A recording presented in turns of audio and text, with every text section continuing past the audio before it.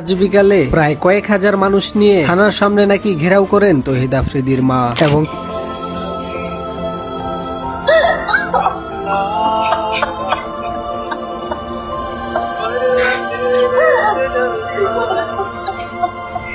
একদিন পর পরিবারের আপনজনকে দেখে আবেগ ধরে রাখতে পারেনি আফ্রিদি।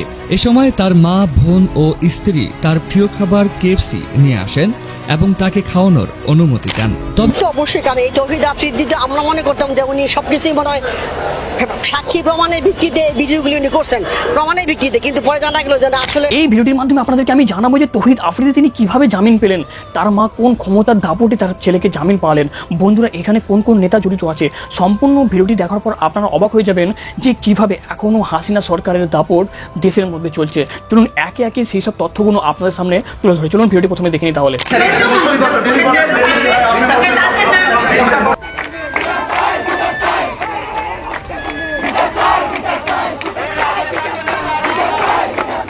সম্প্রতি বরিশাল থেকে গ্রেপ্তার হয়েছেন জনপ্রিয় কন্টেন্ট ক্রিয়েটর তৌহিদ উদ্দিন আফ্রিদি। এর আগে তৌহিদ আফ্রিদির বাবা নাসির উদ্দিন সাথী গ্রেপ্তার হয়েছে। তৌহিদ আফ্রিদির বাবাকে যখন গ্রেপ্তার করা হয়েছে ততটাও কষ্ট পায়নি তৌহিদ আফ্রিদির মা, কিন্তু এবার যখন তৌহিদ আফ্রিদিকে গ্রেপ্তার করা হলো তখনই তৌহিদ আফ্রিদির মা যেন সরজমিনে নেমে পড়ল।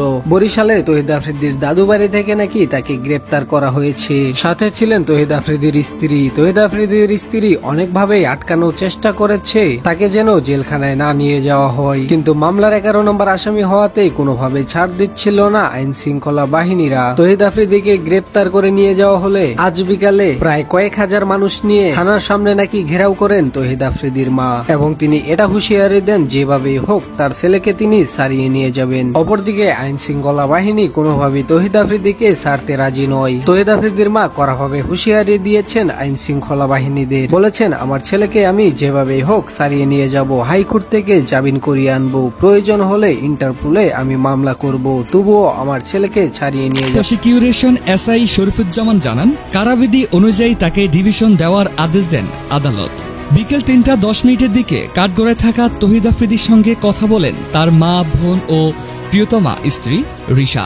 কাছে গিয়ে মা ছেলেকে বুকের মাঝে জড়িয়ে নেন, মাথায় হাত বুলিয়ে সান্ত্বনা দেন। বোন ভাইকে আদর করেন এবং পানি এগিয়ে দেন। স্ত্রীও কিছুক্ষণ কথা বলেন তার সঙ্গে। এ সময় চাচিও এসে কথা বলেন আফ্রিদির সঙ্গে, আর আফ্রিদি নিজেই চাচিকে সান্ত্বনা দেন। পরিবারের পক্ষ থেকে সাংবাদিকরা জানতে চাইলে তার মা বলেন, আফ্রিদি কেএফসির চিকেন ভীষণ পছন্দ করে, তাই খাবার নিয়ে আসা হয়েছিল, কিন্তু অনুমতি না থাকায় খাওয়ানো যায়নি। পরে বিকেল 3:30টার দিকে কঠোর নিরাপত্তা দিয়ে তাকে কারাগারে নিয়ে যাওয়া হয়। এর আগে রোববার রাতে বরিশাল থেকে তাকে গ্রেপ্তার করে পুলিশ। পরদিন আদালত 5 দিনের রিমান্ড মঞ্জুর করে। রিমান্ড শেষে 32 আগস্ট তাকে কারাগারে পাঠানো। ওনার কাছে কোনো প্রমাণাদি নাই, উনি শুধুমাত্র উদ্দেশ্য প্রণোদিত হয়ে এই ভিডিওগুলি করে মানুষের মান সম্মান নষ্ট করেছে এবং উনি অনেকের জীবনে অনেক কিছু ধ্বংস করে দিয়েছে এই ভিডিওগুলোর মাধ্যমে। তা আমরা পরে যখন জানতে পারছি যে আসলে ওনার উদ্দেশ্যটা মহৎ না, তখনই এই ওনার বিরুদ্ধে বিভিন্ন অভিযোগ আসছে। অভিযোগের ভিত্তিতে ওনাকে গ্রেপ্তার করা হয়েছে এবং 7 দিন রিমান্ড চাওয়া হয়েছিল। আজকে 7 দিন শুনানি শেষে বিজ্ঞ আদালত 5 দিন রিমান্ড মঞ্জুর করেছেন। তা আমার মনে হয় এই রিমান্ড মঞ্জুরটা যুক্তিসঙ্গত, কারণ উনি এর আগে আমি নিজে দেখেছি অনেক ভিডিও ওনার এমনভাবে উনি প্রেস করেছেন ভিডিওগুলি যে মানুষের বিশ্বাস করতে বাধ্য, এমনভাবে উনি উপস্থাপন করেছেন। মিথ্যা ভিডিওগুলি, মিথ্যা সংবাদগুলি উনি সত্য প্রমাণিত করার জন্য বিভিন্ন ইয়েতে উনি প্রকাশ করতে মিডিয়ার মাধ্যমে। এতে মানুষের অনেক ক্ষতি হয়ে গেছে, অনেক পরিবার ধ্বংস হয়ে গেছে। তো এই জন্য আজকে আমি মনে করি যে বিজ্ঞ আদালতে যে রিমান্ড দিয়েছেন সেটা অত্যন্ত আইনসঙ্গত এবং যুক্তিসঙ্গত। আসলে তৌহিদ আফ্রিদির কি কি অপরাধ মনে হয়ে আছে আপনার কাছে? না না না না, শুধু হারুনের ছবি তোলা না, উনি অনেক মানুষের ব্যক্তিগত জীবন নিয়েও মিথ্যা অনেক সংবাদ উনি ভিডিও করছে। মিথ্যা বা ভিডিও করে ওনাদের অনেকের মান সম্মান নষ্ট করছে, যেটা ওনার প্রমাণ ছাড়া এগুলো করা উচিত হয় নাই। এটা এক ধরনের অপরাধ। আমাদের সাইবার ক্রাইমেও একটা ক্রাইম হয় এবং পেনাল কোডেও একটা ক্রাইম হয়, যেহেতু উনি প্রমাণ ছাড়া একটা মানুষকে ক্ষতি করার উদ্দেশ্যে, মানুষের সুনাম নষ্ট করার উদ্দেশ্যে উনি এই ভিডিওগুলি করেছেন। আপনার কাছে কি অভিযোগ রয়েছে?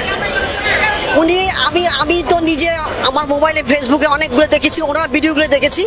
উনি বিভিন্ন লোকের ভালো ভালো মানুষের ভিডিও করে, মানে সম্মানী মানুষের মিথ্যা ভিডিও প্রকাশ করে ভিডিও করে উনি সেগুলি জনসম্মুখে প্রকাশ করে দিয়েছেন, যার জন্য সমাজে অনেক ক্ষতি হয়েছে। এবং ওই লোকটা তো ব্যক্তিগতভাবে সামাজিকভাবে অনেক হেয় প্রতিপন্ন হয়েছে। আমার কাছে মনে হয় যে উনি এইটা একটা অপরাধ করেছেন। না, আমি তো ওনার কোনো কথা বিশ্বাস করি না এখন, কারণ যেহেতু উনি অতীতে সব রেকর্ড ভঙ্গ করছে এই মিথ্যা ভিডিও করে, ওনার কোনো কথাই আমাদের কাছে এখন বিশ্বাস মনে হচ্ছে না। এটা উনি মিথ্যা কথা বলছেন বাঁচার জন্য। ওনার কাছে প্রমাণ থাকে, উনি কোর্টকে দেখ যে আমার ওয়াইফ প্রেগনেন্ট, আমার প্রমাণ থাকবে তো, ডাক্তার রিপোর্ট থাকবে না ওয়াইফ প্রেগনেন্ট হলে, সেগুলি দেখা কোর্টকে 6 মাসে।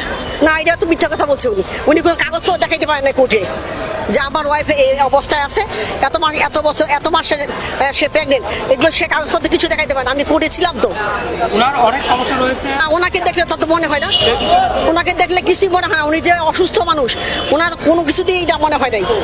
উনি পুরোপুরি সুস্থ আছেন, ওনার এগুলো সব ভোগাস।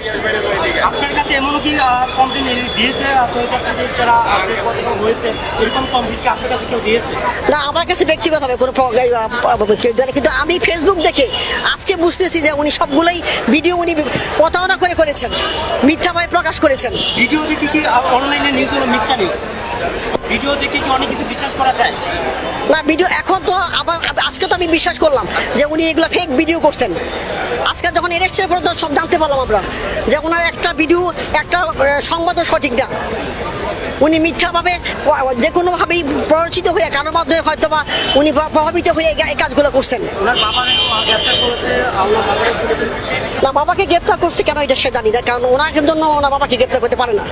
যদি ওনাকে ধরার জন্য করে থাকে সেটা হয়তো হইতে পারে, ওনাকে গ্রেপ্তার করার পর ওনার বাবাকে হয়তো ছেড়ে দেওয়া উচিত, কারণ একজনের ছেলের অপরাধের জন্য বাবাকে ধরতে পারে না। সেই বিষয়টাও বোগাস, সেটাও ভুয়া। ওই মহিলা সত্য কথাই বলছেন, মহিলা কমপ্লেনটা সঠিক।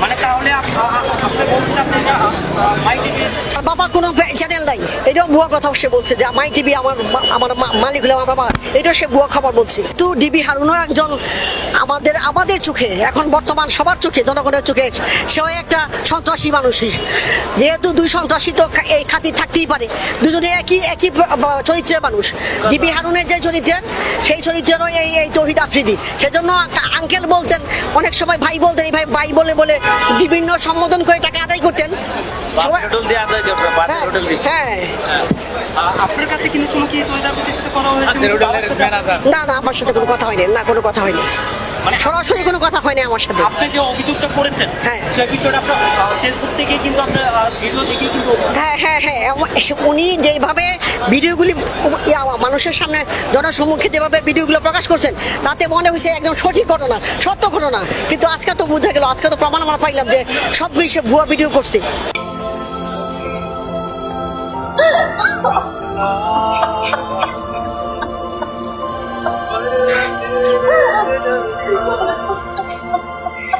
তাকে গ্রেফতার করা কেন হয়েছে? কোন একটা বিষয়কে ঢাকার জন্য তাকে এখন অ্যারেস্ট করা হয়েছে। কন্টেন্ট ক্রিয়েটর তৌহিদ আফ্রিদির গ্রেপ্তারের পর একের পর এক চাঞ্চল্যকর অভিযোগ সামনে আসে। কোটি দর্শকের প্রিয় এই তারকার দৈত্য চরিত্র এখন উন্মোচিত হচ্ছে সকলের সামনে। আফ্রিদি কি মুক্তি পাবে, নাকি তার বিরুদ্ধে আনা অপকর্মের দায়ে হতে পারে মৃত্যুদণ্ড? জানতে হলে দেখতে হবে আমাদের পুরো ভিডিও। কোটি টাকার মালিক নাসিরউদ্দিন সাথীর একমাত্র ছেলে তৌহিদ আফ্রিদি ছোটবেলা থেকেই বেপরোয়া ও শৃঙ্খল। বাবা মায়ের অতিরিক্ত আদর আর প্রশ্রয়ে গড়ে উঠেছিল বেপরোয়া। 2015 সালে ইউটিউব জগতে প্রবেশ করে তিনি দ্রুত জনপ্রিয়তা পান। হাজার হাজার কোটি কোটি ভিউ, অগণিত মানুষের ভালোবাসা তাকে রাতারাতি তারকা বানিয়ে তোলে। কিন্তু সেই জনপ্রিয়তাকে পুঁজি করে তিনি গড়ে তুলেছিলেন এক অন্ধকার অপরাধ সাম্রাজ্য। তদন্তে বেরিয়ে আসছে জনপ্রিয়তার আড়ালে আফ্রিদি ছিলেন এক সিন্ডিকেটের হোতা। দখলদারি, চাঁদাবাজি, নারী কেলেঙ্কারি থেকে শুরু করে নানা অপকর্মের অভিযোগ উঠেছে তার বিরুদ্ধে। অনেকে দাবি করেছেন তার অপরাধ চক্র এত বড় যে একে ভাঙা সহজ নয়। তবে শুধু খারাপ দিকই নয়, ভালো কাজও করেছেন তৌহিদ আফ্রিদি। দুর্যোগের সময় অসহায় মানুষের পাশে দাঁড়িয়েছেন, দিয়েছেন ত্রাণ ও পুনর্বাসন। অনেক মানুষ তাকে এই কারণেও আজও শ্রদ্ধা করে। এদিকে সম্প্রতি মুনিয়া ও আফ্রিদির একটি কল রেকর্ড ফাঁস হওয়ার পর জনমনে তৈরি হয় মুনিয়াকে হত্যা করেছে তৌহিদ আফ্রিদি। কিন্তু সেই ঘটনার মোড় ঘুরিয়ে দিয়েছেন সাংবাদিক নাজমুল সাকিব। তিনি নিজের ফেসবুক আইডি থেকে বসুন্ধরা গ্রুপের মালিক তানবীরের ছোটবেলার ছবি এবং মুনিয়ার ডায়েরির একটি পাতার ছবি পোস্ট করেন। সেই পোস্টের ক্যাপশনে তিনি লিখেন, ভূমিদস্যু বসুন্ধরা তাদের মিডিয়াগুলোকে যেমন বালের কণ্ঠ, টয়লেট প্রতিদিন ইত্যাদি দিয়ে প্রমাণ করার চেষ্টা করেছে মুনিয়াকে তাদের এমডি তানবীর নয় তৌহিদ আফ্রিদি খুন করেছে। কিন্তু এই মিথ্যাকে সত্য হিসাবে প্রমাণ করতে তাদের প্রচেষ্টা লক্ষণীয়। যদিও ভূমিদস্যু বসুন্ধরা মিডিয়াগুলো এবং তাদের ভাড়ায় চলিত কিছু অনলাইন পোর্টাল ব্যতীত বাংলাদেশের মূলধারায় স্বনামধন্য কোনো মিডিয়া আউটলেটেই এই মিথ্যাকে আমলে নেয়। যতদিন ভূমিদস্যু বসুন্ধরা এই নির্লজ্জ কাজটা কন্টিনিউ করবে ততদিন আমি তাদের এমডি তানবীরের একটা অজানা জিনিস সামনে নিয়ে আসব। সেই ধারাবাহিকতায় আজকে প্রকাশ করলাম মুনিয়ার ডায়েরির একটা অপ্রকাশিত পাতা এবং তানবীরের ল্যাংটা সুলেমান কালের একখানা ছবি।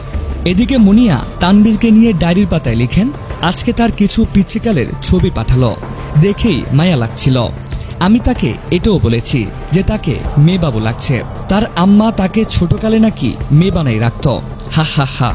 শেষে লিখেন, মিস ইউ তানবীর। কিন্তু প্রশ্ন রয়ে গেছে, এত প্রমাণ, এত অভিযোগ সামনে আসার পরও কি আফ্রিদি সহজেই জামিন পাবে, নাকি আদালত প্রমাণের ভিত্তিতে তার বিরুদ্ধে কঠোর ব্যবস্থা নিবে? দর্শক, এই প্রশ্নের উত্তর সময় দিবে। আদালতই নির্ধারণ করবে আফ্রিদির ভবিষ্যৎ।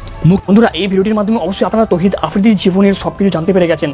সেই ছেলেটি কেমন ছিল, কিভাবে সে একেবারেই নিজেকে নিয়ন্ত্রণ করতো, দেশকে নিয়ন্ত্রণ করতো, কন্টেন্ট ক্রিয়েটারদেরকে নিয়ন্ত্রণ করতো। কিন্তু কথাই আছে না, আল্লাহর মার যখন পড়ে তখন কেউ নিজেকে বাঁচাতে পারে না। ভিডিওটি ভালো লাগে লাইক করবেন, কমেন্টে জানিয়ে দেবেন। ধন্যবাদ, নিজেদের খেয়াল রাখবেন।